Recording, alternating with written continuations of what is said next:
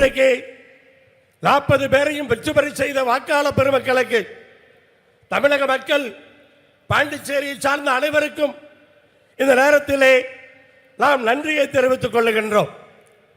இப்படிப்பட்ட சாதனைகளை தமிழகத்திலே நிகழ்த்தி கொண்டிருக்கும் பொழுது ஒரு கட்சியினுடைய, தேசிய கட்சியினுடைய தமிழக தலைவர் சொல்லுகிறார், நரேந்திர மோடி அவர்கள் தமிழ்நாடு என்று டெல்லியிலே உச்சரித்து விட்டாராம். அது தமிழர்களுக்கெல்லாம் பெருமையாம். அதே போல வெகு விரைவில் தமிழகத்துக்கு தரிசனம் தரப்போகிறாராம்.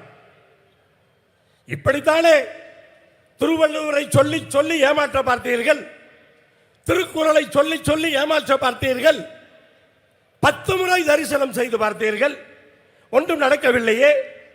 வெகு விரைவில் தமிழகத்துக்கு தரிசனம் செய்கிற பாரதத்தினுடைய பிரதமர் என்ன சென்னையில் இருக்கிற மெட்ரோ ரயிலுக்கு பணம் தரப்போகிறாரா, அல்லது கோவை மெட்ரோ ரயிலுக்கு அப்ரூவல் தரப்போகிறாரா, அல்லது மதுரை எய்ம்ஸ் மருத்துவமனையை இப்போது தருகிறோம் என்று சொல்ல போகிறாரா, அல்லது கோவைக்கு ஒரு எய்ம்ஸ் மருத்துவமனையை தரப்போகிறாரா?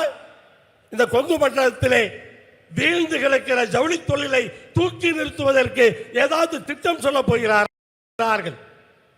இன்றைக்கு நாடாளுமன்ற தேர்தலிலே எப்படி வெற்றி பெற்றோமோ அதே போல 2026 சட்டமன்ற தேர்தலிலே அத்தனை தொகுதிகளிலும் வெற்றி பெற வேண்டும் என்று நாம் உழைக்க வேண்டும்.